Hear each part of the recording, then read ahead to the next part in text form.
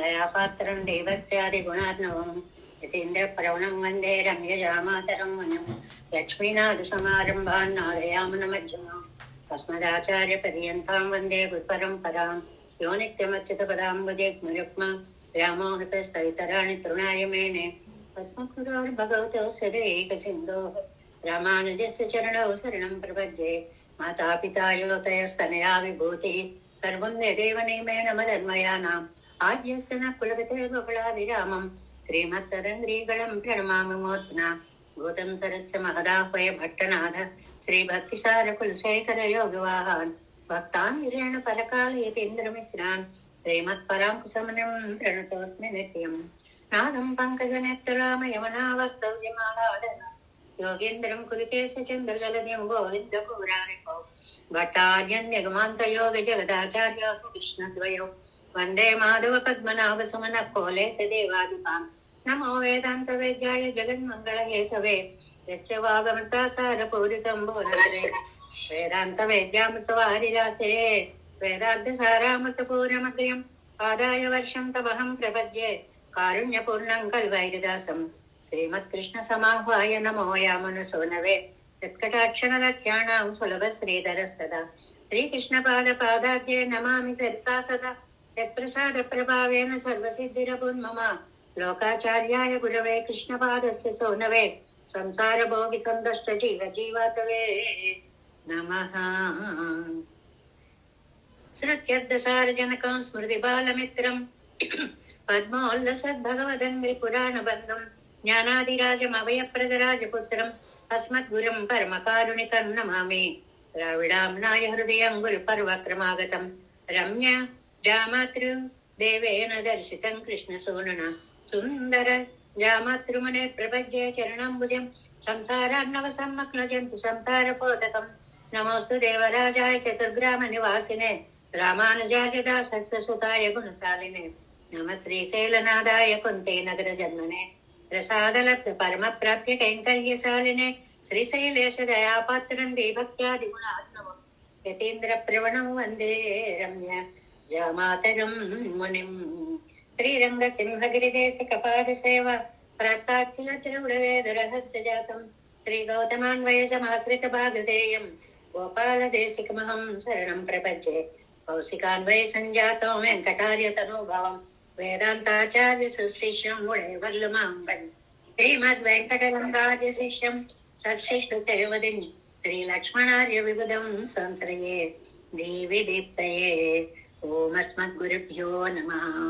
भक्तामृतं विश्वजनानुमोदनं सर्वार्धदं श्रीषट्गोपवाङ्मयं सहस्रशाकोपनिषत्समागमं नमाम्यहं द्राविडवेदसागरं तिरुवഴുതിനാടെന്നും തൻകുരുവൂരെന്നും മറുവിനിയവൻ പൊന്നലെന്നും മറുമറയികൾ അന്താതി ചെയ്താൽ അടിയിണയെ എപ്പോഴും സിന്ധിയായി നെഞ്ചേ തെളിഞ്ഞു മണത്താലും വായാലും മൺകുരുകോർ പേണം ഇണത്താരെ എല്ലാതിരഞ്ചേൻ ധനത്താലും ഏതും കുறைவிலே நந்தை சடகோபன் பாதங்கள் யாம் உடைய பத்து எந்த பெருங்கீர்த்தி ராமானுசமுனிதம் வாயந்த மலர்பாதம் வணங்குகின்றேன் ஆயந்த பெரும் சீரா சடகோபன் சந்தமிழ் வேதந்தரிக்கும் பேராத உள்ளம் பெறா வான் திகழன் சோலை முதலரங்கள் வன்புகள் மேல் ஆன்ற தமிழ் மறைகள் ஆயிரமும் ஈன்ற முதல் தாய் செடகோபன் வயம்பாள் வளர்த்தை தத்தாய் ராமானுசன் மிக்கவரே நிலையும் மெய்யாமையர் நிலை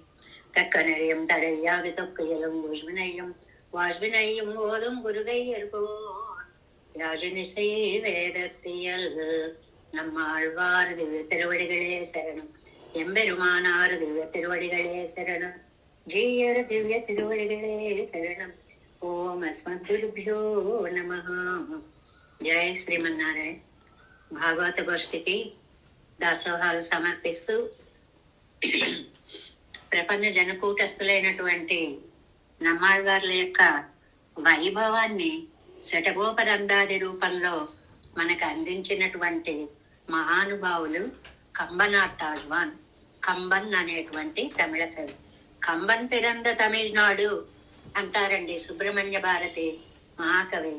ఆయన పుట్టిన దేశం అంటే మనం గాంధీ పుట్టిన దేశం అని ఇప్పట్లో గొప్పగా ధర్మానికి ఎలాగ అనుకుంటామో అలాగా ఆధ్యాత్మిక విలువలకి మూల కారణమైనటువంటి కంబుడు పుట్టినటువంటి దేశం వల్ల తమిళనాడుకే పెద్ద గౌరవం వచ్చింది అని అంటారన్నమాట. ఆయన ఒక స్తంభాలతో ఉన్న బీడుని కాపలా కాశారు కాబట్టి స్తంభాన్ని కంబం అంటారు కాబట్టి కంబుడు అనే పేరు వచ్చింది అని ఒక కథని చెప్తారు. అలా కాదండి, కాళికాలయంలో ఒక స్తంభం దగ్గర పిల్లాడు దొరికాడు కాబట్టి తల్లిదండ్రులు లేన పిల్లాడిని ఒక సడయ్యప్పర్ అనే ఒక మహానుభావులు పెంచారు. స్తంభం దగ్గర దొరికాడు కాబట్టి కంబుడు అని ఒక మాట చెప్తారు. అబ్బెబ్బే ఇవేం కాదండి, ఏకాంబరేశ్వరుడికి కంబుడు అనే పేరుంది, ఆయన కులదైవంగా కొలిచి ఆ కంబుడు అనేటువంటి పేరు పెట్టారు అని అంటారు. ఇలాగా కారణాలు ఏమైనా మన భాగ్యవశం చేత నమ్మాళ్వార్ల యొక్క వైభవాన్ని మనకు అందించినటువంటి మహాకవి కమ్మనాటాళ్వాన్, కంబ మహాకవి. రామాయణాన్ని అద్భుతంగా రచించే కంబరామాయణం ఎంత వైశిష్ట్యమో నిజంగా. సాతులూరి గోపాలకృష్ణాచార్య స్వామి వారు కంబరామాయణ శ్లోకాలన్నిటినీ రిఫర్ చేస్తూ శ్రీమద్ రామాయణాన్ని చక్కగా సాగిస్తూ ఉంటారు. పెద్దలందరూ కూడా అంత ఆదరించినటువంటి అద్భుతమైనటువంటి రామాయణము కంబ రామాయణము. అలాంటి మహానుభావులు మనకి గనక ఈ భగవద్ విషయం, ఈ తిరువాయిమొഴി అనేటువంటి దివ్య ప్రబంధం గనక లేకపోతే అసలు మన జన్మలు ఏమైపోయేవో. ఎందుకంటే ప్రతి వ్యక్తికి 3 గర్వాలు ఉంటాయి. ఏమిటండి? అభిజన, విద్య, విత్త, గర్వాలు అని చెప్పి 3 గర్వాలు ఉంటాయి. ఇవి లేనటువంటి మహానుభావులు నమ్మాళ్వార్లు ఆయన అవతరించడం వల్ల, ఆయన తిరువాయిమొழிని అనుగ్రహించడం వల్ల అది చదివినటువంటి భాగవతోత్తములకి ఒళ్ళు పులకించిపోతుంది అని ఒక లైన్ రాశారండి. నిజంగా అది మనం ప్రత్యక్షంగా అనుభవిస్తున్నాం. ఈ తిరువాయిమొழிని మనం అనుసంధానం చేస్తూ ఉంటే ఆనందంతో రోమాంచిత స్థితి అనేటువంటిది ఒకటి వస్తూ ఉంటుంది. కళ్ళు ఆనందాశ్రువులని అలాగా ఆహా ఏం వర్ణించారు అని ఆ వ్యాఖ్యానాలు చదువుతుంటే కలిగే ఆనందం వర్ణనాతీతం అన్నమాట. ఆయన అంటారు, ఉయిర్తారయ్యిల్ పుక్కురు కురుంబాం ஒரு மூன்றனையும் சேர்த்தார் குருகை இறந்தார் திருவாய்மொழி செப்பலுத்தாள் மயிர்த்தாரைகள் பொடிக்கும் கண்ணீர் மல்கு மாமரை உழைத்தார் ஆயிர்த்த பொருள் வெளியாம் எங் களந்தன் அணர்க்கே. అందనర్కు శ్రీ వైష్ణవులు అని చాలా అందమైన ప్రయోగాలు, పదాలు కూడా. ప్రాణాలు పోయే మార్గంలో మనకి ఉయిర్ తారయ్యల్ పొక్కు ఊరు, ఆ మార్గంలో వెళ్ళి అంటే మనిషికి 3 అహంకారాలు ఉంటాయి అనేటువంటిది మనం మొదటనే నేర్చుకున్నాం కదండి. ఎక్కడ నేర్చుకున్నాము? ఈ ఇరామానుజ నూతందాది అనేటువంటి దివ్య గ్రంథంలో 7వ పాసురంలో చెప్తారు, కూరేసులని చెప్తారండి. ఈ గర్వాలు లేనివారు అని. மொழியை கடக்கும் பெரும் புகழான் வஞ்சமுக்குறும்பாம் குழியை கடத்தம் நம் கூறத்தாழ்வான் சரண் கூடைய பின் வழியை கடத்தும் இராமானுசன் புகழ் பாடை அல்லா வழியை கடத்தல் எனக்கு யாரும் வருத்தమன்றే. అముదనారి ఎంత అద్భుతంగా రాశారండి. నిజంగా మనిషికి కులం, రూపం, వయస్సు, విద్య, ధనం ఈ 5 గర్వాలు చాలా ఎక్కువగా ఉంటాయి అంటారు అక్కడ వ్యాఖ్యానాల్లో. వాటిల్లో 3టిని ఇక్కడ తీసుకున్నారనమాట. విద్యామదం, ధనమదం, కులమదం. ఇవి ఏమాత్రము దరిచేరనటువంటి మహానుభావులు నమ్మాళ్వారు. ఆయన తిరువాయిమొഴി సెప్పలుతాళ్ అనుగ్రహించిన తిరువాయిమొழிని మనం అలాగా అనుసంధానం, అభ్యాసం, శ్రవణం, పఠనం చేస్తూ ఉంటే ఎంత స్పష్టంగా చెప్పారో చూడండి. ఎంగళ్ళ అందనకు, మనల్ని దాసులుగా చేసుకున్న వైష్ణవులకి అంటే ఎవరైతే నమ్మాళ్వార్ల యొక్క పదాలను నమ్ముకొని ఉంటారో వారికి ఎలాంటి అనుభూతి కలుగుతుందో చెప్పారండి. మయిర్ తారైగళ్ పొడిక్కుం, శరీరంలో రోమాంచ స్థితి కలుగుతుంది. ఒళ్ళంతా ఒక్కసారి అలాగా గగుర్పాటు కలుగుతుంది. రోమాంచ స్థితి ఆనందం వల్ల కలుగుతుంది. కణ్గర్ని ఇర్మల్గం, ఆనందాశ్రువులు అలా కళ్ళల్లోంచి వచ్చేస్తూ ఉంటాయి. మామరయుళ్ళ ఎత్తార ఎత్త పొరుల్ విళయం, మాహాత్యం గల వేదాల అభిప్రాయాలు, ఆ గొప్ప వేదాభిప్రాయాలన్నీ ఈ తిరువాయిమలిలోకి చక్కగా తీసుకొచ్చేశారు నమ్మాళ్ళవార్లు, మన అనుగ్రహించారు అనేటువంటి విషయాన్ని కమ్మనాట్వాళ్ళు ప్రతిరోజు ఒక్కొక్క తిరువాయిమలి యొక్క వైభవాన్ని మనం చెప్పుకోగలుగుతున్నాము. అలాగే నమ్మాళ్ళవార్లు అనుగ్రహించినటువంటి దివ్య ప్రబంధంలో తిరువాయిమలి 3వ పదిలో 9వ దశకంలో మనం 7వ పాసురంలోకి ప్రవేశించాము. 7వ పాసురం. சேரும் கொடை புகழ் எல்லை இலானை ஓராயினும் பேருடைய பிரானை அல்லால் மற்ற யான் கிலேன் கிலேன் మారియనయ్య కై. ఇక్కడ మామూలుగా ప్రింట్ లో మారియనయ్య గై అని చదివేస్తుంటారు, చాలా మంది అలా చదువుతున్నారు, వినపడుతోంది. మారియనయ్య కై అని చదివితే ఇంకా మీకు బాగా అర్థవంతంగా చదివారు అనేది. కై అంటే చెయ్యి అన్నమాట. అర్థంలో చెప్పుకుందాం. మారియనయ్య కై மால்வரையொக்கும் தின்தோள் என்று பாரில் ஒரு பத்தையை పచ్చై పసుం పొయ్యిగల్ పేసవే. చాలా చిన్న చిన్న హాస్యంతో పాసురాలు రచించడం. పచ్చై పసుం పొయ్యిగల్ పేసవే, ఒక్క నిజం కలవని అబద్ధాలు చెప్పడం అని చిన్న హాస్యం పెట్టారు. ఒక్కటి వెతికి చూసినా ఒక్క నిజం కూడా ఉండనటువంటి అబద్ధాలు చెప్పడం, అది నీతుల మీద కవిత్వం చెప్పడం అంటే అందులో ఒక్కటి కూడా నిజం ఉండదు అనేటువంటి దాన్ని మనకి చెప్పారు ఈ పాసురంలో. పాసురం ప్రతిపదార్థాన్ని ముందుగా చూసుకుందాం. సేరుం కొడై, తగిన దానం చెయ్యాలి. ప్రతి ముక్క వేదవాక్యమేనండి.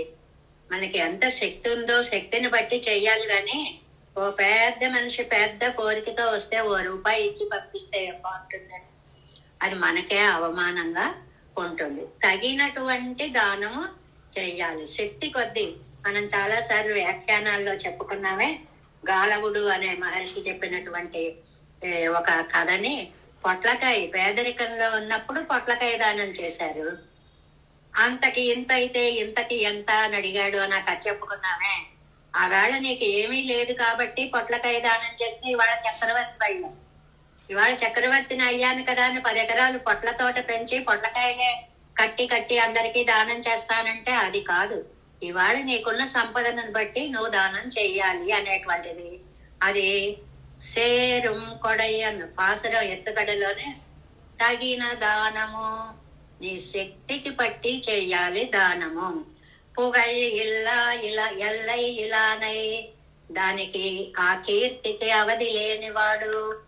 ఎంత కీర్తో ఎంతండి చెప్పలేం. ఓరాయిరం పేరుం గుడయ్యా, 1000 పేర్లు కలిగిన వాడు. పెరుమాళికి 2 విశేషణాలు చెప్పారు. ఒకటేమో లెక్కించలేనన్ని కళ్యాణ గుణాలు, రెండోదేమో 1000 నామాల వాడు. పేరుకు 1000 నామాలు గాని ఋషులందరూ వారి వారి యొక్క ఆనందానుభవంతో ఒక్కొక్క నామాన్ని చెప్తే ఆ కోట్ల నామాలలోంచి 1000 నామాలను తీసి ఋషిభిః పరిగీతాన్ని తాని వక్ష్యామి భూతయే అన్నట్లు మనకు ఒక మాలగా అందించారు వ్యాస భగవానులు కదా. అందువల్ల 1000 నామాల వాడు. పిరానై ఎల్లాల్, ఆ శ్రీయప్పతిని తప్ప. ఎలాంటి శ్రీయప్పతి అనేటువంటిది 2 విశేషణాలు చెప్పారు. తగిన దానం చేసేటువంటి వాడు, 1000 నామాలు కలవాడు ఆయన శ్రీయప్పతిని తప్ప. పారిల్ ఓర్ మత్తు, భూమిలో ఒక అప్రయోజకుడైన వానిని. పత్తయ్యై, గడ్డి లాంటి అల్పుడైనటువంటి వాడు. అంటే ఆ జన్మకి ప్రయోజనం ఏమీ లేదు.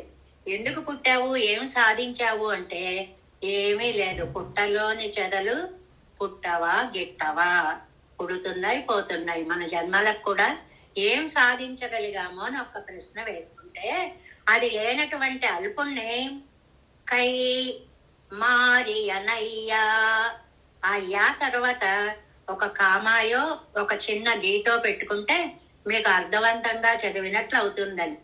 ఇప్పుడు అగై అని చదివేస్తే తప్ప అండి అంటే తప్పు కాదమ్మా, అక్షరాలు కరెక్ట్ గా చదివితే అది కరెక్టే. కానీ మీరు అర్థం కూడా చేసుకు చదువుతున్నారు అని అనుకోవాలంటే ఆ కై అనేది అగై అని కాకుండా కై అనేది విడిగా చదవాలి అన్నమాట. మేఘంతో సమానము మారియనయ్య, మేఘముతో సమానమైన కై చెయ్యి, తింటోళ్ మాల్ వరయ్యోడుక్కుమిండ్రు, పర్వతంతో సమానమైన భుజాలు అని పచ్చై పసుంగళ్ నిజము ఇంత కూడా కలవని అబద్ధం. పచ్చి అబద్ధాలండి అంటాం చూడండి మనం. పచ్చి ఏమిటండి అబద్ధం? పచ్చిగా పండుగ ఉంటుందా మామూలుగా మనం అనుకోవడానికి? పచ్చి అబద్ధాలంటే ఇంత కూడా అందులో నిజం లేదు అని చెప్పడానికి పచ్చి అబద్ధాలు అంటారు. అలాంటి ప్రయోగం అది. పచ్చై పసుం పొయ్యగల్, సత్యం ఏ మాత్రము కలవనటువంటి అసత్య వచనాలని పేస యాన్ కిలేన్, చెప్పడానికి నేను సమర్థుడని కాదు. మనకి ఇంతకు ముందు వచ్చింది కదా కెర్పన్ కిలేనెన్రు పాసురం వచ్చింది కదా, అలాంటివి చెప్పడానికి నేను సమర్థుడిని కాదు అంటే బాబోయ్ నా తరం కాదు. నేను మాత్రం అలాంటి పచ్చబద్ధాల వర్ణనలు మనుషులని గురించి చెయ్యలేను అని అంటున్నారు. ఈడు వ్యాఖ్యానంలో 7వ పార్టు 326వ పేజీ. 7వ పార్టు 7వ பாசுரம் వ్యాఖ్యానం. வஜிபறிக்கும் நிலத்தில் தன் கைப்பொருள் கொண்டு తప్పినవనకు ఉగకుమా పోలే. ఒక ప్రయాణం చేస్తున్నారండి. కొంచెం దూరం వెళ్ళేటప్పటికి దొంగల ముఠా వచ్చేసింది. పడిపోతున్నారు అరుగో వచ్చేస్తున్నారు అనగానే వీడు తన దగ్గర ఉన్నటువంటి సొత్తుని ఎక్కడికో విసిరేశాడు కనపడకుండా. సరే వాళ్ళు వచ్చారు, ఉన్నవన్నీ పట్టుకుపోయారు. వాళ్ళు వెళ్ళిపోయిన తర్వాత ఈయన జాగ్రత్తగా పడేసిన చోట నుంచి వస్తువు తెచ్చుకున్నాడు. బందిపోటు దొంగల బారి నుంచి తన వస్తువు రక్షింపబడినందుకు ఆనందించే వాళ్ళు ఎలా ఉంటారో అలాగా ఇవర్గళైపోరన్రిక్కే. ఎవరండి బందిపోటు దొంగలు? ఇంద్రియాలన్నీ బందిపోటు దొంగలు. చాలా శంకర భగవత్పాదులు కరావలంబ స్తోత్రంలో చెప్తారండి. ఏమిటి? అందస్య మే హృత వివేక మహాధనస్య చోరైః మహాబలిభిః ఇంద్రియ నామధే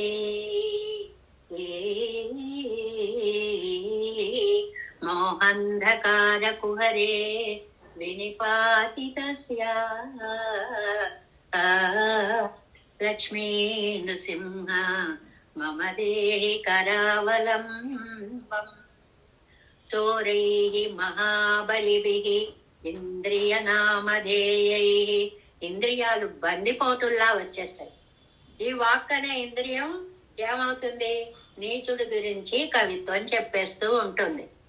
అలా చెప్పకుండా ఈయన రక్షింపబడ్డారు నమ్మాళ్వారు. పెరుమాళ్లకే తమ వాక్యాన్ని ఉపయోగించగలిగారు. அன்றிக்கே అలా కాకుండా భగవద్ విషయத்தை ஒழிய వేరు సిలరై కవిపాడి కైకు నాన్ క్షమన్ అన్రికే. భగవంతుణ్ణి గురించి తప్ప ఇతరులను గురించి పాడడానికి నాకు శక్తి లేదు, ఇష్టము లేదు, నాకది కోరిక కాదు.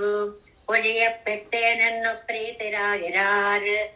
అలాగా నా అదృష్టం కొద్దీ భగవంతుణ్ణే పాడగలుగుతున్నాను. నేను ఇలా లౌకికమైనటువంటి ఈ జన్మల గురించి పాడేటువంటి దురదృష్టానికి దూరంగా ఉండగలిగాను అని ఆనందపడుతున్నారు నమ్మాళ్వార్లు.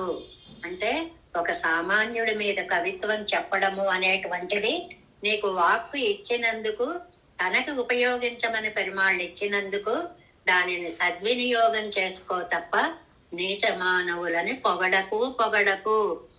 ఈ 10 పాసురాలు ఇదేనండి.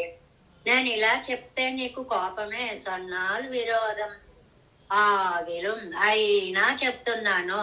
పొద్దునైనా నీ వాక్కును అపవిత్రం చేసుకోకు చేసుకోకు చేసుకోకు. సేరుమ్ ఇత్యాది. నెక్స్ట్ పేజ్ 327వ పేజీ. కొడయ్యాలే సేరెంద పుగழைకెల్ల ఇల్లాదవనై దానం చేయడం వల్ల వచ్చిన కీర్తికి ఒక హద్దు అనేటువంటి లేని కళ్యాణ గుణ సంపన్నుడు పెరుమాళ్ళు ఉన్నారు అంటే ఎంతమంది ఏమి కోరికలు కోరినా అందరికీ అన్ని కోరికలు తీర్చగలిగిన సామర్థ్యం. అయిపోతుందండి ఆ బ్యాంకు, అది అవడం ఉండదు కానీ అలా ఇస్తూనే ఉంటాడు ఇస్తూనే ఉంటాడు ఇస్తూనే ఉంటాడు అన్న అర్థం అన్నమాట. అన్రికే తగుదియాన కొడయ్యాలుండాన పొగడైకెల్లా ఇల్లాదవనెన్నుదల్. ఆయన దగ్గర ఉండేటువంటి ఇచ్చే గుణానికి, ఆ పొగళ్ళంటే కీర్తికి కూడా హద్దు లేదు. ఎంత గొప్పదాతండి, ఎంత గొప్పదాతండి. లోకమంతా పొగిడేలాంటి దానగుణం కలిగినటువంటి వాడు. ఎంత దానగుణం దయతో కూడి ఉంటే మనకి ఈ దేహాన్ని ఇచ్చాడు, మనం గుర్తుకు తెచ్చుకోవాలి.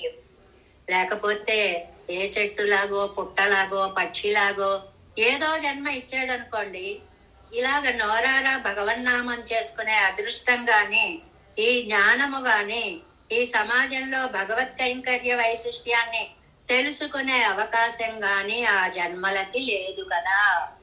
ఇంత ఉత్తమమైన జన్మనిచ్చిన వాడు అని కీర్తించడంలో ఆ కీర్తికి ఒక హద్దు అనేది లేదు. అంత దయాళు అయినటువంటి పెరుమాళ్ళు. అదావదు ఒరువనక్కు ఒరు పసుకొడుతా నాగిల్. లోకంలో ఒక ఉదాహరణ చెప్తున్నారని, ఒక ఆయన గోదానం చేస్తున్నాడు. ఏమంటే ఇవాళ గోదానాలు చెయ్యాలంటే లక్షల మీద ఖర్చు అవుతుంది. ఏదో మామూలు అవి తీసుకొచ్చి ఏదో చేసిన 50,000 60,000 ఏదో. ఒక మంచి జాతి ఆవుని, దేశవాళీ ఆవులనే తేవాలి అంటారు చిన్నజీయర్ స్వామి కదా. అలాంటి ఆవుల్ని తీసుకొచ్చి మంచి వాటిని దానం చేయాలి అంటే లక్షల మీద అవుతుందండి ఖర్చు. ఒకడు అలాగ గోదానం చేశాడు. ఇవనొక్కు ఇదుక్కు అడియన్ ఎన్నెరు పరగల్. చూసేవాళ్ళు అనుకుంటారు, అబ్బా వీడికి ఇంత డబ్బు ఎక్కడొచ్చింది, ఎందుకు చేసి ఉంటాడంటావు ఈ దానం, ఏమిటి కారణం అయి ఉంటుంది, ఏ పాపాలు పోగొట్టుకోవాలనుకుంటున్నాడు. మన ఆలోచన ఎలా పెడుతుందంటే ఎన్ని పాపాలు చేశాడో ఆ పాపాలు పోగొట్టుకోవడానికి చేస్తున్నాడు. ఇటువైపు పడుతుంది ఆలోచన, ఎంతసేపు వెనక్కి పడుతుందే తప్ప ఎంత పుణ్యాత్ముడండి గోదానం చేశాడు అని పొగిడే వైపు మన బుద్ధి వెళ్ళదనమాట. ఇది అడియన్ ఎందుకు చేస్తున్నాడంటావు ఎన్నెరు పరగల్. మరి పెరుమాళ్ళు చేసేటువంటి దానాలు సేరుం కొడై అన్నారు కదండి, పాసురం ఎత్తుగడ. తగిన దానం చేసిన వాడు, తగిన దానం ఎక్కడ చేశాడండి? రామాయణంలో పెరుమాళ్ సింహాసనమం శ్రీ శత్రుంజయమం అగప్పడకొడుతూ వెరువేయరాయ నెక్కిర వడవిలే. అడవులకు వెళ్ళిపోతున్నాడు రామచంద్రుడు. సీతమ్మ వారిని పిలిచి, అమ్మ నీకున్నవి కూడా అన్ని దానాలు చేసాయి, మనం ఎన్ని సంవత్సరాల దాకానో మళ్ళీ రాము, అందువల్ల ఉన్నవన్నీ దానం చేసేసి వెళ్ళిపోదాము అని అంటే, ఆవిడ కూడా అంతకంటే ఆనందంగా సహకరించి, ఏమండి ఈ మంచం ఉందే ఎన్ని లక్షలు చేస్తుందో. ఇప్పుడు మంచాలు చూడండి, మన లోకంలోనే మనవే మంచి చందనంతో చేసినటువంటి మంచాలు అయితే లక్షల మీద ఉంటున్నాయి. అలాంటిది రామచంద్రుని యొక్క పర్యంకము ఎంత అద్భుతమైనది, ఎంత విలువైనదై ఉంటుందో. అది వశిష్ఠ పుత్రులకు ఇద్దామండి అని ఆవిడ కూడా మాట్లాడి ఇద్దరు కలిసి మొత్తం అన్ని ఇచ్చేసారు. ఇటు సింహాసనం వదిలిపెట్టేయడం తల్లిదండ్రుల ఆజ్ఞగా తీసుకుంటే, తనకి శత్రుంజయము అని ఒక ఏనుగు ఉందండి, ఆ ఏనుగుడు కూడా దానం చేసేసాడమ్మా. నువ్వు వెళ్ళిరా, కొన్ని సంవత్సరాలు వచ్చాక మళ్ళీ కలుసుకుంటే కలుసుకుందాము, నిన్ను సేవించుకుంటాను అని దాన్ని కూడా ఇచ్చేసాడండి. అగప్పడు కొడుకు వెరివియరాయ నెత్తిరవడలే అన్ని ఇచ్చేసి, ఏముంది నీ దగ్గర అంటే ఏమీ లేదని కట్టుబట్టలతో నిలబడ్డాడు. అలాంటి సమయంలో త్రిజటుడు అని ఒక బీద బ్రాహ్మణుడు, వాళ్ళ ఆవిడ చెప్పింది, ఏమండి రాముడు అడవులకు వెళుతున్నట్ట, అందరికీ అన్ని దానాలు చేస్తున్నట్ట, మీరు వెళ్ళి కాస్త ఏదో ఒక సహాయం పొంది రండి, అడిగి రండి, మనకు కూడా ఏమన్నా ఇస్తాడు అంటే, పాపం మనసులో ఇష్టం లేకపోయినా కుటుంబం గడవట్లేదు కాబట్టి భార్య సలహాతోటి బయలుదేరి వచ్చేటప్పటికి ఖాళీ చేతులతో ఉన్నాడు రామచంద్రుడు. ఏమీ లేదు. రఘువంశంలో వస్తుందండి, ఒక శిష్యుడు వచ్చి అడిగితే అన్ని విశ్వజిత్ యాగం చేసి అన్ని పనిచేశాను అంటాడు రఘుమహారాజు. అలాగే రాముడు ఇక్కడ ఏమీ లేకుండా ఉన్నాడు. అలాంటి సమయంలో ఈయన వచ్చాడు. చాలా బక్క బ్రాహ్మణుడు, తిండి కూడా తిని అన్నాళ్ళైందో. అలాంటి వాడిని వాడు వచ్చి, రామచంద్ర నాకు ఏదైనా ఇస్తావా అని అడిగాడు. ఏం చేయాలి, అన్నీ ఇచ్చేశాడు. అందుకని అన్నట్ట, ఒక పని చేయవయ్యా, సరయూ నదీ తీరంలో ఆవులున్నాయి, ఆ ఆవులు ఎన్ని ఇవ్వాలా అనే దానికి నీకు పరీక్ష పెడతాను, నీ చేతికి కర్ర ఇస్తాను, ఆ కర్రని విసిరే అది ఎక్కడ దాకా పడుతుందో అక్కడ దాకా ఉన్న ఆవులన్నీ నీకు ఇచ్చేస్తాను అన్నాడు. అవి మాత్రం మిగిలాయిట. రామాయణంలో చిన్న హాస్యం చోటు చేసుకున్న ఘట్టం ఇది. అలాగా అన్నట్ట వెంటనే ఆ బీద బ్రాహ్మణుడు పైన కండువా తీసి నడుంకి గట్టిగా కట్టేశాట. నడుం బలం ఉంటే విసరడానికి చెయ్యి బాగా పని చేస్తుంది అనమాట. నడుంకు కట్టేసి, ఇప్పుడు మన స్పోర్ట్స్ వాళ్ళు చూడండి, తిప్పి తిప్పి తిప్పి తిప్పి ఆ త్రోస్ అన్ని వేస్తూ ఉంటారే, అలాగ ఒక్క విసిరితేటండి సరయూ నది దాటి అవతల పడిందిటండి ఈ బక్క బ్రాహ్మడి చేతిలో కర్ర.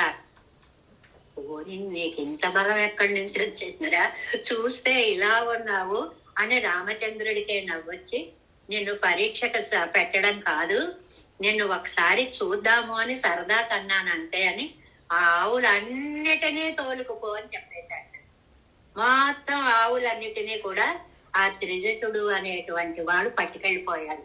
అలాంటి ఎత్తు దానాలు, నీకు ఇది ఇస్తున్నా, నీకు ఇది ఇస్తున్నా, నీకు ఇది ఇస్తున్నా అని ఉన్న వాటిలో ఒక్కొక్కటి ఇవ్వడం కాదు, ఇవన్నీ నీవి, ఇదో రకమైన దానం, ఇక్కడ ఉన్నవన్నీ నీవే, నువ్వు తీసుకెళ్ళిపో. అలా ఇచ్చాటండి రామచంద్రుడు. సరియు తీరత్తుకు ఇవ్వరుగు పట్ట పశుక్കളై అడయ్యకొండు పోయన్నో పెరుమాళ్ కొడుక్క. నువ్వు ఇంత చక్కగా కర్ర విసిరి నీ కర్ర వెళ్ళి అవతల దాకా పడింది కాబట్టి అక్కడ దాకా ఉన్న గో సంపదనంతటిని నువ్వే తీసుకెళ్ళిపో అన్నాడు కాబట్టి సేరుం కొడై పుగ ఎల్లయ్యలానై, అందుకోసమని నమ్మాళ్వారు ఆ ఎత్తుగడతో మొదలు పెట్టారు. పెరుమాళ్ కొడుతారాగిల్ సేరుం ఎన్నార్గడిరే. ఆయన ఇవ్వడం ఆయనకి తగింది, అలా ఇవ్వగలిగిన వాడు ఆయన ఒక్కడే. మనందరం అలాంటి దానాలు చేయలేము. அப்படியே தகுதியான கொடையால் வந்த புகழுக்கு எல்லை இல்லாதவனை ఆ కీర్తి ఇప్పటిక ఈ యావత్ స్థాస్యంతి గిరయ అన్నట్లు కాలతత్వం ఉన్నంత వరకు రాముడి యొక్క కీర్తి అలా కొనియాడబడుతూనే ఉంటుంది. మనకి రామాయణంలో చెప్పినట్లుగా ఈ విషయత్తయ్యా ఎత్తు కవిపాడుகிறது ఓరాయిరం ఇత్యాది కవిపాడిమిడత్తలు 1-2 పేరాయి. లోకంలో మామూలుగా మనకి పెట్టిన పేరు ఒకటి ఉంటుందండి, పిలిచే పేరు ఒకటి ఉంటుందండి. ఈ రోజు కాలంలో అయితే పాపం పెట్టిన పేరు పెద్దవాళ్ళని కాదనలేక 20 పేర్లు కలిపేస్తారు. అవి ఆ బ్రాహ్మడు అన్నప్పుడు తప్ప మళ్ళీ రెండోసారి మనకి జీవితంలో వినపడవు. అప్పుడు అన్ని పెట్టేస్తారనమాట. ఇన్ని పెట్టి పోనీ వీళ్ళు పేరు రిజిస్టర్ లో రాసే పేరు పెట్టేనా పిలుస్తారా, అది పిలవరు. కుంటూ చిన్నో బుజ్జో కర్రో ఏదో ఇలాంటి పిలుపులతోటి పిలుస్తూ ఉంటారు. అసలు పేరే లేనటువంటి వాళ్ళు అయిపోతారు అంటారు సరదాగా. అది తానం ఎలాంటి పేరుట, ఐళబిళహాయన్నారు పోలేయాయ్. ఐళబిళుడు, ఐళబిళవు అంటే అర్థం పర్థం లేని పేరుగా పెడతారు అని మనకి ఒక వ్యాఖ్యానంలో ఇచ్చారు. వ్యాఘ్రేశ్వర్యన్నంబడి అంటారు. వ్యాఘ్రేశ్వర్ అని పేరు పెట్టారు. అద్భుతంగా ఉంది, పులి మీద పడ్డట్టుగానే ఉంది పేరు, కానీ అది ఛందస్సులోకి సరిపోదు. రాయడం చాలా కష్టం, గణాల ఒదిగి ఉండడం చాలా కష్టం అన్నమాట. ఒక ఛందస్సు అడంగాదపడి ఛందస్సులోకి సరిపోకుండా ఇరుక్కయ్యండ్రిక్కే అలా ఉండడం కాదండి పెరుమాళ్ళ పేర్లు. ఎంత అద్భుతమైన పేర్లండి. ఒక అనుష్ఠుప్ ఛంద శ్రీ మహావిష్ణు పరమాత్మ శ్రీమన్నారాయణో దేవత. విష్ణు సహస్రనామంలో అనుష్ఠుప్ శ్లోకం ప్రతి పాదానికి చక్కగా 8 అక్షరాలతో 4 ఎనిమిదిలు 32 అక్షరాలతో ఉండే శ్లోకంలో ఇమిడే లాంటి నామాలే అన్ని నామాలు కూడా. అవి కొన్ని పెద్దవచ్చు. బాబాయ్ శంఖ బృనందకి చక్రి శార్వధన్వా గదాధర అమ్మో ఇలా ఉన్నాయండి అంటే అలా భయపడకమ్మా. ఒక్కొక్క అక్షరాలు అర్థం ఉన్న పేరు అక్షరాలు కూడా ఉన్నాయి నాకు. ఏకో నైక స్తవ కహ కిం యత్ తత్ పదం. మీకే కాదు షార్ట్ ఫామ్స్ పెట్టుకోవడం నాకు కూడా చాలా బాగా వచ్చు. చిన్న చిన్న అక్షరాల పేర్లు నాకు కూడా ఉన్నాయి అని ஒரு செந்தசில் அடங்காதபடி இருக்கையிலன்றைக்கே நினைத்தபடி பாசுரமிட்டு கழ் பாடலாம்படி అనేకం తిన్నామంగళై ఉండాకి తమహోపకార కనై. ఎన్ని అద్భుతమైనటువంటి నామాలతోటో పిలువబడేటువంటి వాడు. నువ్వు నన్ను ఎలా పిలిచినా పర్వాలేదు. అది పార్వతీదేవి అడుగుతుంది కదండి. కేనోపాయేన లగునా విష్ణోర్నామ సహస్రకం పండితే పండితే నిత్యం. ఏ ఉపాయంతోటండి, ఏ నామంతోటండి? 1000 నామాలు చదవలేరా? టైం లేదా? అవునులే, పాపం వాళ్ళకి విషయాలలో మునిగిపోయి ఉంటారు, టైం ఉండదు. కాబట్టి శ్రీరామ రామ రామేతి రమే రామే మనోరమే. రామ రామ రామ 3 సార్లనండి. రామ రామ రామ. రా అంటే బీజాక్షరాలండి ఇవి 2 కూడా. 2వ స్థానం అగ్ని బీజాలు అని చెప్పి అమృత బీజము అగ్ని బీజము 2 బీజాక్షరాలు రామనామం. 2 × 5 అంటే 10. Rama into Rama 10 × 10 100. Rama into Rama into Rama 100 × 10 1000 అని సంఖ్యాశాస్త్రం చక్కగా అందించినటువంటి ఒక సులభ నామం కలిగినటువంటి ఉపకారకనై మనం చక్కగా పలకడానికి ఉపకారం చేసిన మహానుభావుడు. ఓరాయిరం ఓరండ్రే కవిపాడితే విషయం పూర్వం బడి అద్వితీయమా ఇరుక్కై. అసలు అంతా అక్కర్లేదంటారండి. విష్ణు సహస్రనామ భాష్యంలో చెప్తారు విశ్వం అని. విశ్వం విష్ణు వషట్కారు అని చదవడంగా మొదలుపెట్టి విశ్వం అనేటప్పటికే 1000 నామాల అర్థం వచ్చేస్తుంటాయి. ఎందుకంటే మొత్తం సృష్టి అంతా అందులోకి వచ్చేసింది. విశ్వం అంటే అఖిలాండ కోటి బ్రహ్మాండ నాయకత్వం వచ్చేసింది. కథలు కూడా చెప్తారు లౌకికంగా. నేను పెద్ద పండితుణ్ణి, మా అన్నయ్యకి ఏం రాదు ఏమీ రాదు అనుకునేవాట ఒకడు. ఆ అన్నయ్యకి ఒక్కటే పేరు వచ్చుట విశ్వం. చదువుదామని సహస్రనామ అనుకునేవాట, కానీ 2వ దాని దాకా వెళ్లేది కాదట అతని మనస్సు. ఎంత బాగుందో ఈ నామం, హాయిగా ఉంది. విశ్వం విశ్వం విశ్వం అనుకుంటూ కూర్చునేవాట. వీడికి వచ్చినటువంటి లాభాలు ఆ పండితుడికి 1000 నామాలు చదివిన వాడికి రాలేదు అని ఒక పెద్ద కథ చెప్తారు ఆ వ్యాఖ్యానాల్లో. అంటే ఒక్క నామము 1,000,000 నామాల విలువ కలిగినటువంటిది సహస్రనామము. అందులో మీకు నచ్చిన ఏ నామం తీసుకున్నా సరే, ఓరాయిరం ఓరండ్రే కవిపాడితే విషయం పూరంబడి అద్వితీయమా ఇరెక్టై. అద్వితీయం, అలాంటి నామం ఇంకోటి లేదు అనిపిస్తుంది అన్నమాట. పిరానై అవత్తయ్యనకు ప్రకాశిప్పిత్తం అహోపకారకనై. ఆ అర్థాలన్నీ నాకు తెలిసేలా చేసిన ఉపకారకుడు అంటున్నారు నమ్మాళ్ళ వారి మాటల్లో నంబిళ్ళయ్య గారు. అల్లాలిచ్చాది ఇవన ఇవలియ వేరొరువరై కవిపాడి నాన్ శక్తనాగిరిల్లే. అతన్ని వదిలిపెట్టి ఈ క్షుద్ర మానవులపై కవిత్వాన్ని చెప్పడానికి నాకు శక్తి లేదు. శక్తి అంటే ఇక్కడ ఇష్టము లేదు. ఎదుతాన్నేర్ మాట్లాడుగరదన్నా. ఏమండి ఎలాంటి కవిత్వం అండి అంటే చెప్తున్నారు. మారియనయ్య కై కొడుక్కైకు முதலின்றிக்கே இருக்காக இருக்கிறாங்க ஒருவனை కొడుకు మేఘత్తై ఒక్కుం మెంగై. 2 విశేషణాలు వేశారండి ఈ పాసురంలో. ఏమిటా 2? మారియనయ్య కై 1, మాల్వరై ఒక్కుం తింతోళ్ 2ది, చెయ్యి భుజాలు 2 విశేషణాలు. మామూలు మనిషి దగ్గరికి వెళ్ళిట, ఆహా నీ చెయ్యుందే మేఘం లాంటిదయ్యా అంటారు. మనకి చేతిలో తెలుగు పదం ఒకటి ఉంది, చేతికి ఎముక లేదండి అంట. ఏమిటి చెయ్యి ఎముక లేకుండా చేతులు ఎలా ఉంటాయండి? అది కాదు అక్కడ అర్థం. ఇవ్వడంలో ఆగడం అనేది లేదు, అలా ఇస్తూనే ఉంటాడు ఇస్తూనే ఉంటాడు ఇస్తూనే ఉంటాడనే ఒక అర్థంలో చేతికి ఎముక లేదండి, అతని చేతికి ఎముక లేదండి అనే తెలుగు చక్కటి జాతీయం ఉన్నట్లుగా కొడుక్కు మేఘత్తై ఒక్కు మెంగై. అదే కొడుక్కైకు முதலின்றிக்கே இருக்கிறான் ஒருவனை కొడుకు మేఘత్తై ఒక్కుమెంగై మేఘంలాగా అని పోల్చాడండి. దాన గుణానికి మేఘంతో పోలుస్తారండి.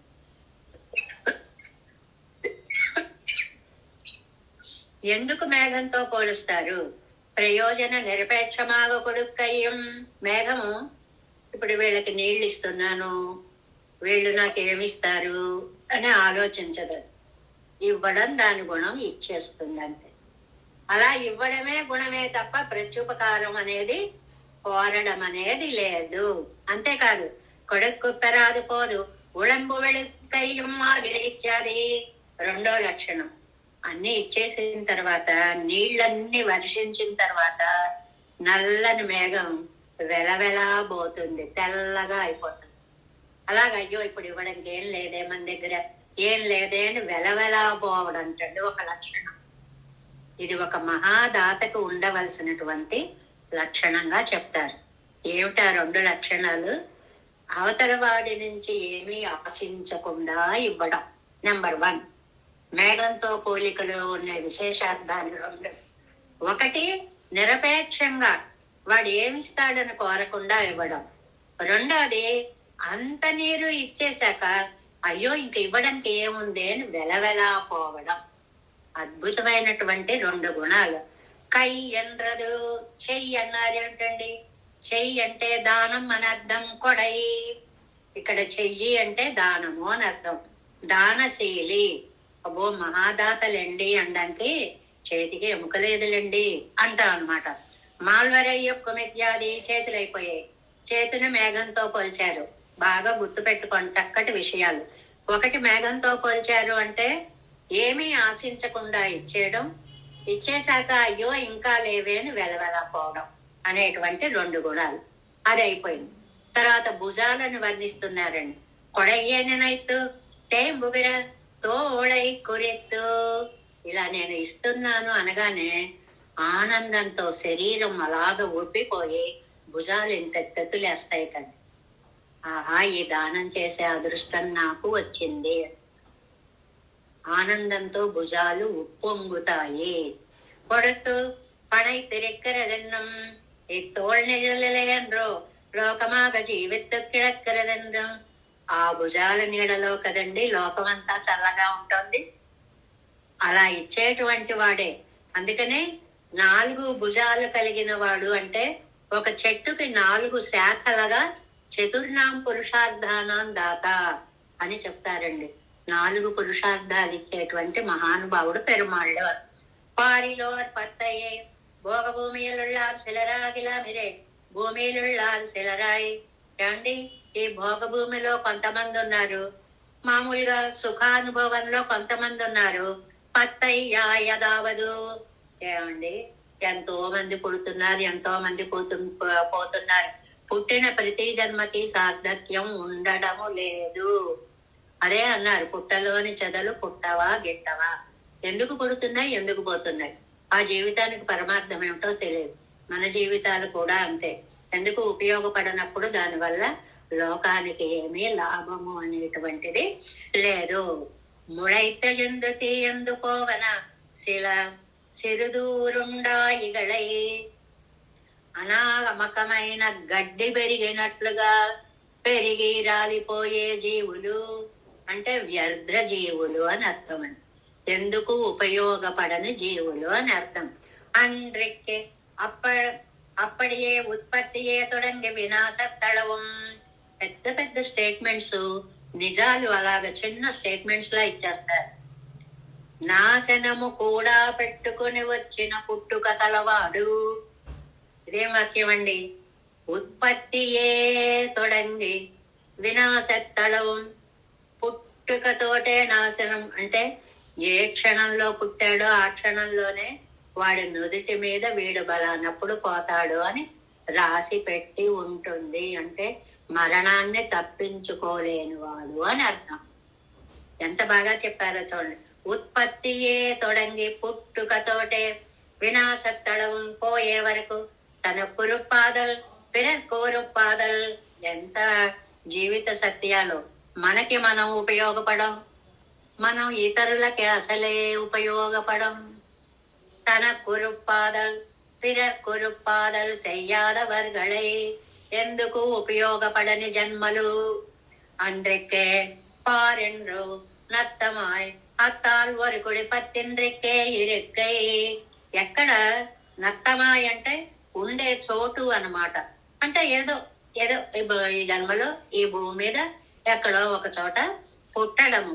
కై పట్టత ఇరుక్క పిడెత్తవరు కొన్ని ఆదర్గళై ఎన్నరు తమిళన్ వ్యాఖ్యానం పండినాను.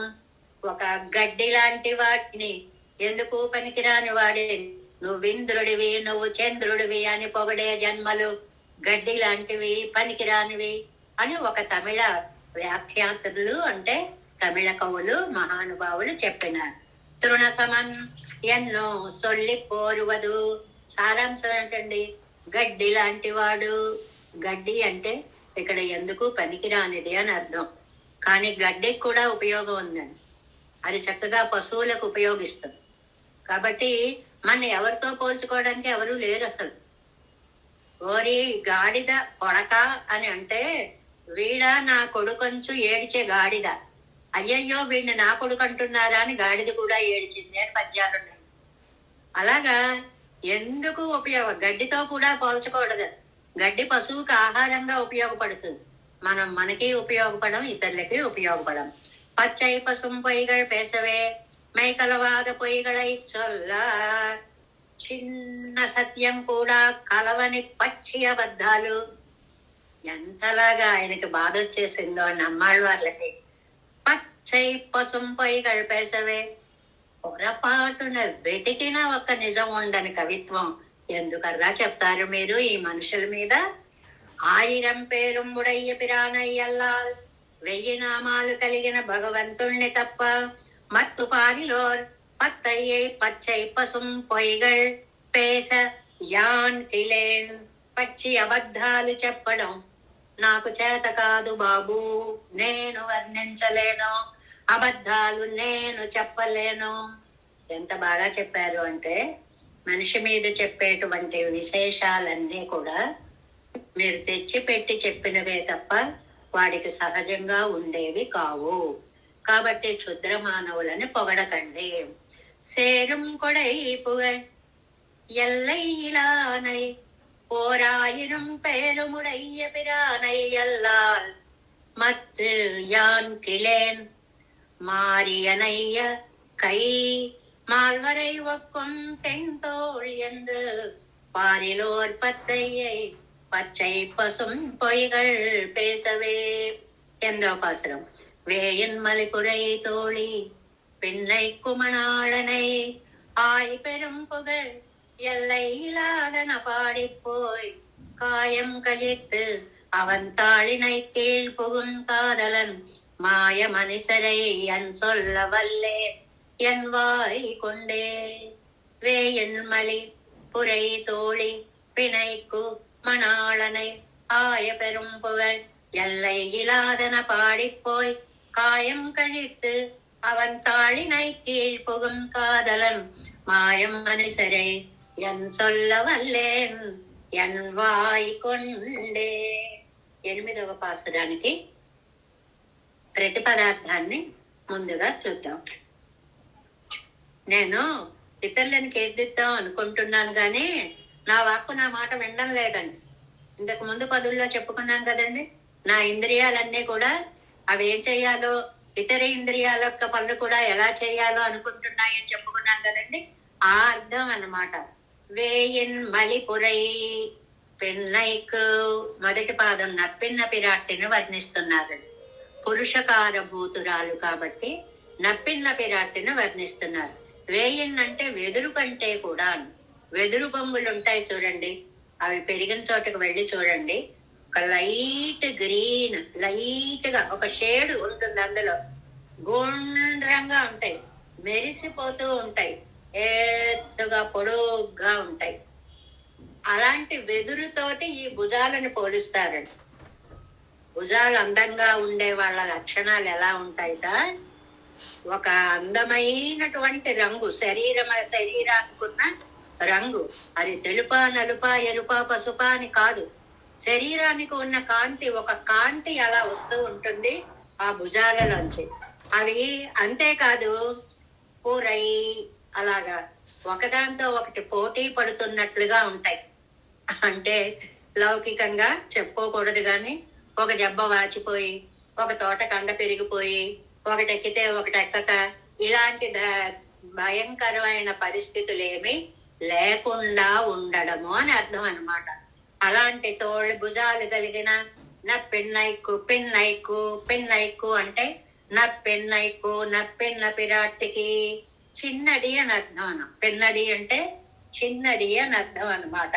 ఈ తల్లి అని అర్థం అన్నమాట.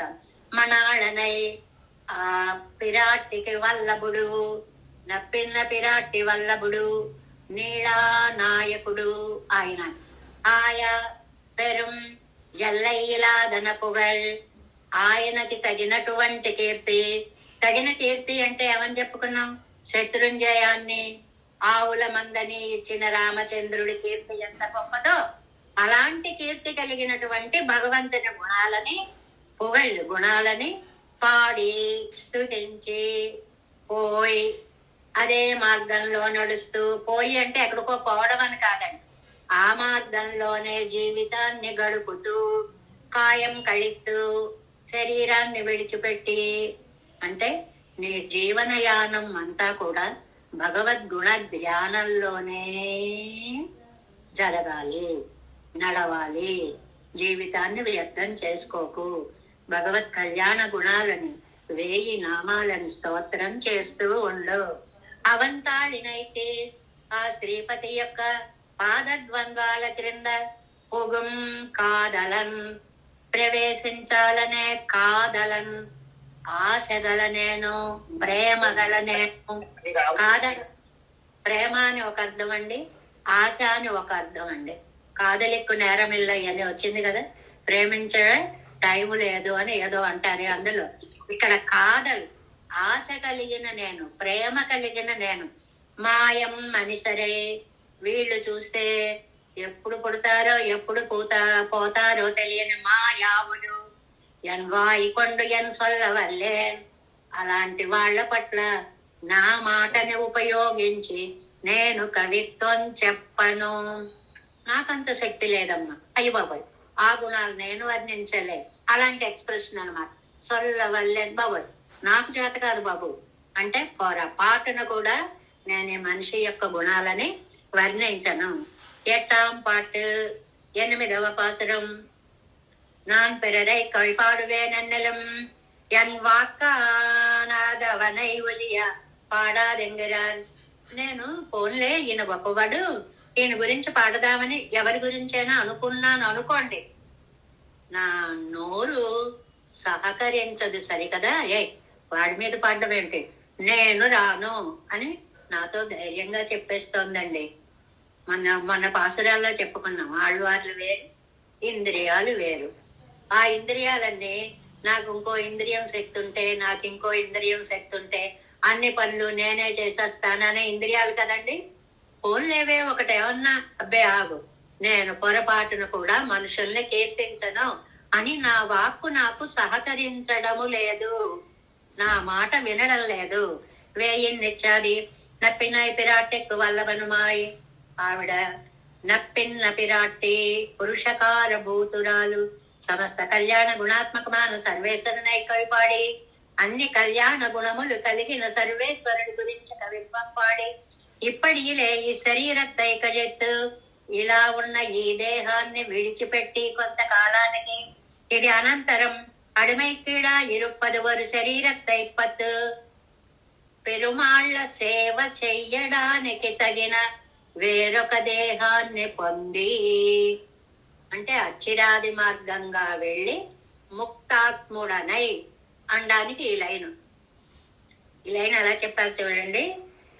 ఈ శరీరత్తై కజిత్తు, ఈ దేహాన్ని వదిలిపెట్టి, ఇది అనంతరం అడిమైకీడాదు వరుపరు ఐంకర్యం చేయడానికి తగి శరీరత్తై పెద్దు ముక్తాన్ని పొంది, ముక్తాత్మత్వాన్ని పొంది, అవనకు అడిమ చెయ్యవేణ ఆశపట్టి వినన, ఆ పెరుమాళ్ళకే సేవ చెయ్యాలని ఆశపడుతున్న నేను ఎన్వాయై కొండు, అలాంటి మాటతో నీరు కుమిజిపోలే ఇరుక్కర క్షుద్రరై. నీరు కుమిజిపోలే, ఒక బుద్బుద ప్రాయం అంటారు. బుద్బుదం నీటి మీద బుడగ, నీరు కుమిజ్ నీటి మీద బుడగ. అది ఎంతసేపు ఉంటుందో తెలియదు, టప్ అంటుంది, ఏ క్షణంలో అంటుందో తెలియదు. అంటే క్షుద్రులని కవి పాడవల్లేనో ఇంగరారు పాడతాననుకుంటున్నారా? నేను పొరపాటున కూడా కవిత్వం చెప్పను. వేయిన్నిచ్చాది పసుమైக்கும் సుత్తుడైக்கும் సెవ్వైக்கும் వేయిലും వెంజన అజగయుడతాయి. భుజాలకి ఎన్ని విశేషణాలు వేశారండి. నప్పిన విరాట్ యొక్క భుజాలు ఎలా ఉన్నాయంటేట పసుమైకం, బంగారంగా మెరిసిపోతున్నాయి కదా, పచ్చటి రంగు ఒకటి. సుత్తుడైకం గుండ్రంగా ఉన్నాయి, చూస్తేనే ఒక డ్రాయింగ్ వేసినట్లుగా అలాగా చక్కటి గుండ్రని భుజాలు. సెవ్వైకం అలాని కాంతి విరజిమ్మేటువంటివి. 3 విశేషణాలు వేశారు. అవి బంగారంలా మెరిసిపోతున్నాయి, అవి చాలా గుండ్రంగా ఉన్నాయి, అవి చాలా కాంతిని జిమ్ముతున్నటువంటి వేయిలు వెంజిన అజగయుడైతాయి. అలాంటి అందాన్ని కలిగినటువంటి ఆవిడ ఎవరండి? పరస్పర సదుసమాన తోడయుడయ్యా నప్పిన్నాయి పిరాట్టికు వల్లభనా నవనయే.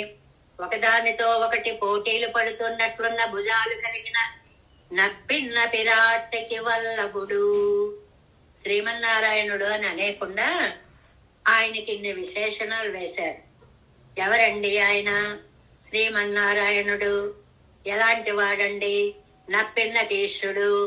నప్పిన్న ఎలాంటిదండి? అందమైన భుజాలు కలది. భుజాల అందం ఎలా ఉందండి? పచ్చగా ఉంది, గుండ్రంగా ఉంది, కాంతిగా ఉంది. ఇంత వర్ణన. ఇలాంటి భుజాలు కలిగిన నప్పిన్నకి ప్రియుడైన వాడు.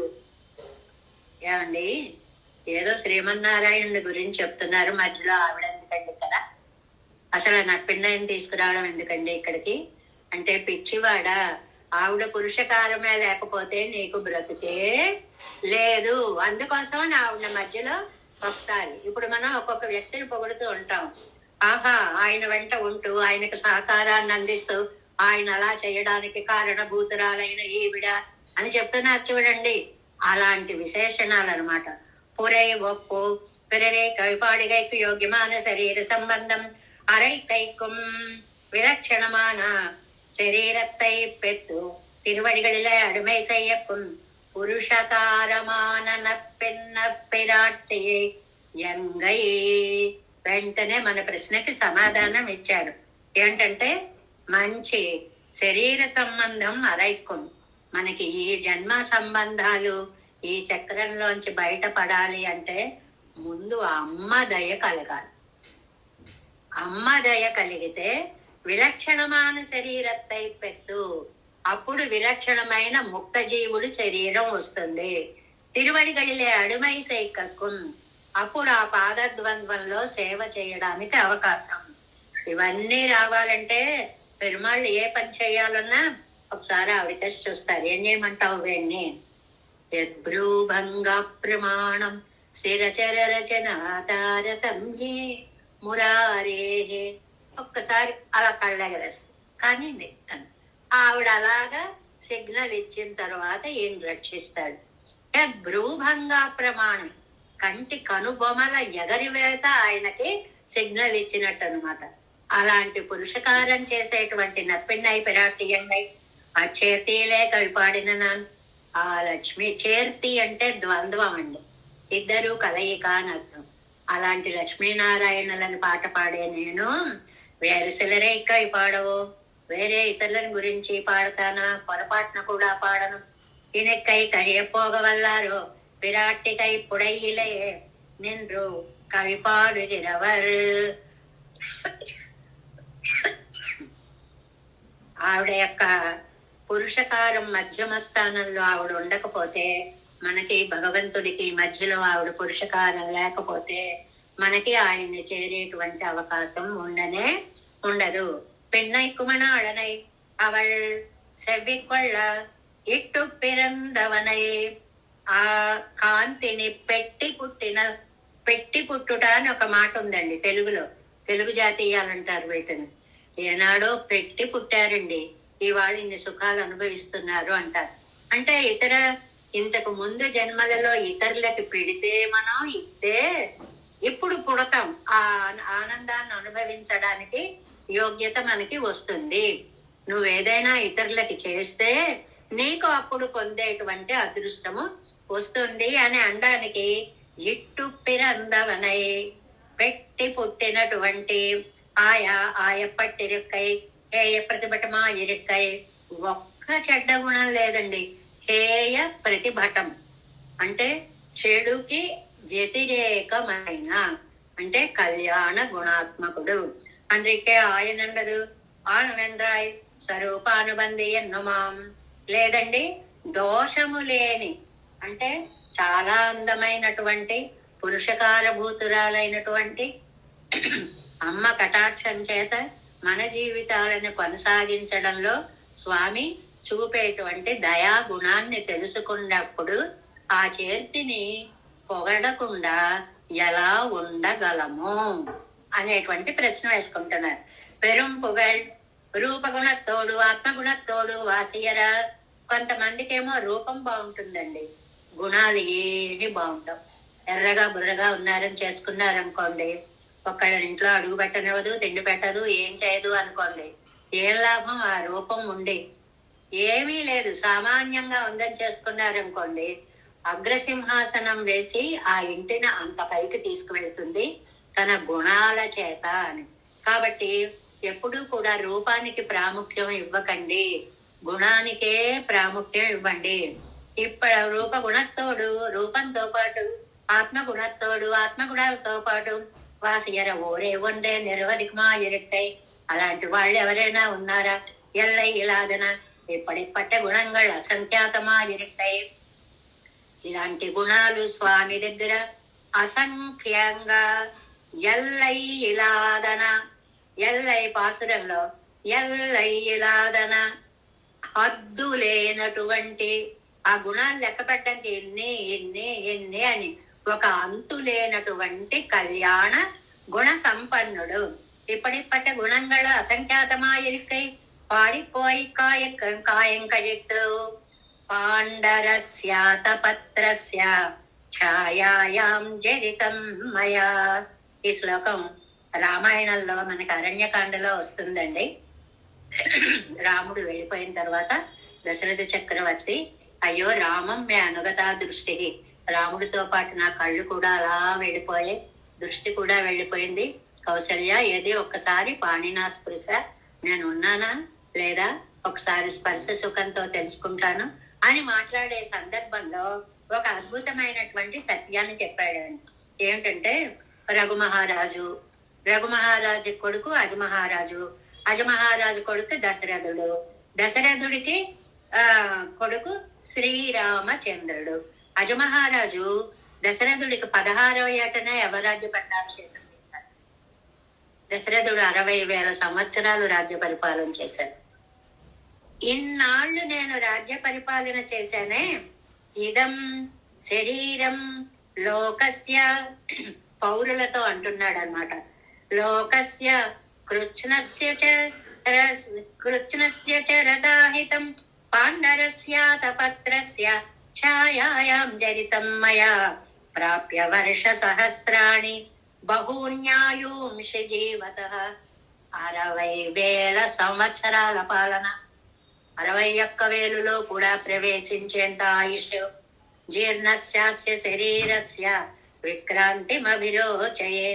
నేను ఈ శ్వేత ఛత్రం నీడలో, ఈ ఏకఛత్రాధిపత్యంలో 60,000 సంవత్సరాలు నా జీవితాన్ని పండించుకున్నాను. జీవితం పండిపోయింది అంటాడండి దశరథుడు. యవరాజ్య పట్టాభిషేకం చేయాలని పౌరులందరినీ పిలిచి చెప్పినప్పుడు కూడా ఈ శ్లోకాన్ని చెప్తాడు. నా జీవితం ఎలా పండిందో తెలుసాను. ఈ పండడం అనేటువంటి ప్రయోగాన్ని ఇక్కడి నుంచే రామాయణంలోంచే తీసుకున్నారు, కానీ ఇవాళ అనేక రకాలుగా దాన్ని వాడేస్తున్నారండి. ఆహా, ఈ మహానటుడు తన నటనని పండించాడండి అంటారు. నటనని పండించడం అంటే బాగా యాక్ట్ చేశాడు అనే అర్థంలో అక్కడ చెప్తారనమాట. జీవితం పండిపోయిందండి అనేది మనకి తెలిసిన అర్థం. జీవితం పండిపోవడం అంటే ఏంటండి? ఇన్ని సంవత్సరాలు ఇలా ఇలా ఇలా పెరిగి పెరిగి పెరిగి పెరిగి పెరిగి ఒక పండుగ మారింది, అనుభవాల పంట జీవితపు పంటగా మిగిలింది అని అర్థం అనమాట. ప్రజా రక్షణార్థమాగా సుత్తుంబయందిరిందు ముత్తిన్ కుడై నిజలిలే ఆ శ్వేత ఛత్రం యొక్క నీడలో 3:30 పేజీ ఫస్ట్ లైన్. శరీరత్తై జరిత్తా పోలే శరీరాన్ని పండించుకున్నట్లుగా భగవద్గుణంగళై ప్రీతి ప్రేరితనాయి చొల్లి ఇదివే యాత్రయ్య శరీరత్తై విట్టు. అలాగా భగవద్గుణానుసంధానమే జీవనంగా మన జీవితాలని మనం పండించుకోవాలి. పెద్ద సందేశం. మీరు గడపండి, జీవితాన్ని గడపండి. బ్రతికి ఉండాలి కాబట్టి అన్ని పనులు చేసుకోండి, కానీ భగవద్గుణానుభవాన్ని జోడించండి. అది చాలా ముఖ్యమైనది. శరీరత్తై విట్టు అలా గడిపి శరీరాన్ని వదిలిపెట్టి అవన్ ఎత్తై కనితానంతరం. ఏమండి, ఈ శరీరం వదిలిపెట్టాక ఏం చేస్తాం? స్వానుభవం పండి ఇరుత్తల్ ప్రయోజనాంతరంగళై కొళ్ళుదల్. ఒకటి స్వానుభవం అంటే కైవల్యాన్ని పొందడం, ఆత్మానుభవాన్ని పొందడం. అబ్బే మనకు అది అక్కర్లేదండి, ఆత్మను ఎందుకండి అనుభవించడం? ప్రయోజనాంతరంగళై కొళ్ళుదల్. పోనీ బ్రహ్మ ఇంద్ర రుద్ర వీళ్ళందరినీ సేవిస్తారా? అబ్బబ్బే అది అసలే మాకు వద్దండి. చెయ్య విరాదే. అలా చెయ్యకుండా ఏం చెయ్యాలి? అడిమై కుప్పాంగాను శరీరత్తై పెత్తు పెరుమాళ్ళకి కైంకర్యం చేయడానికి తగిన ముక్త దేహాన్ని పొంది. అది సారాంశం. ముక్తదేహులం అవ్వాలి అంటే ఈ దేహాన్ని వదిలిపెట్టి అచ్చిరాది మార్గంలో వెళ్ళాలి. 3 ప్రయాణాలు చాలా అద్భుత ప్రయాణాలు అంటారండి. ఏమిటి అవి అంటే అక్రూరయానం ఒకటి, అర్చిరాది యానం ఒకటి, తిరువెంగడయానం ఒకటండి. తిరుమల వెళ్ళడం కూడా అంత గొప్పదండి. అర్చిరాది మార్గ ప్రయాణం అంత గొప్పది. ఆ 3 యానాలు చాలా ప్రసిద్ధమని మనకి పురాణాల్లో చెప్తారు. అలాంటి యానము చేసి అంటే అర్చిరాది మార్గంలో వెళ్ళి శరీరత్తై పెత్తు ముక్త దేహాన్ని సూక్ష్మాన్ని పొంది தாய்முலை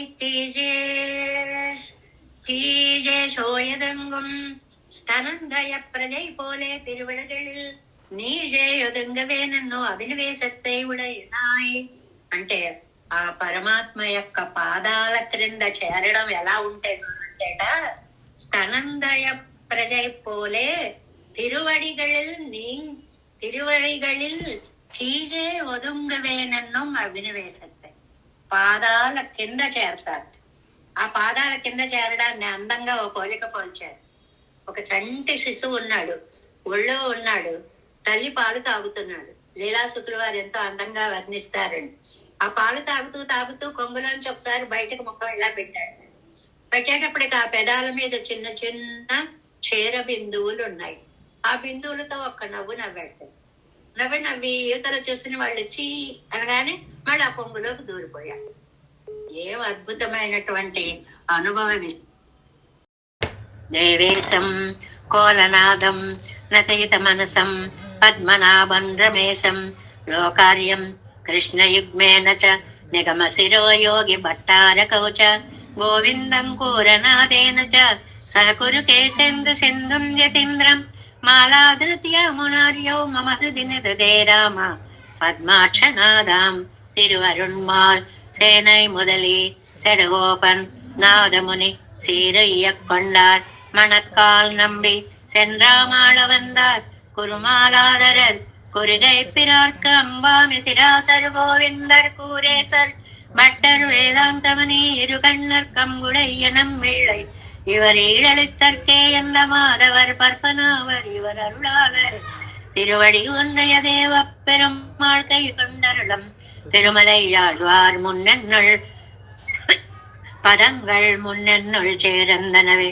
நமோஸ்து தேவராஜாய சதுர்கிராம நிவாசினே ராமானுஜார்ய தாசஸ்ய சுதாய குணசாலினே నమ శ్రీశైలనాథాయ కుంతీనగర జన్మనే ప్రసాదలబ్ధ పరమ ప్రాప్య కైంకర్యశాలినే శ్రీశైలే సదయా పాత్రం ధీభక్త్యాది గుణార్ణవం యతీంద్రప్రవణం వందే రమ్య ஜாமாதரம் முனிம் வாழி திருவாய் மழைப்பிள்ளை மாரக வாழ்வாழும் மணவாள மாமுனிவன் வாழியவன் மாறும் திருவாய் மழைப்பருளை மாலினத்தோர் தேரும்படி உரைக்கும் சேர் ஸ்ரீரங்க சிம்மகிரி தேசிக பாத சேவா प्राप्ताखिल द्रविड वेद रहस्य जातम् श्री गौतमान्वयजमाश्रित भागधेयम् गोपाल देशिकमहं शरणं प्रपद्ये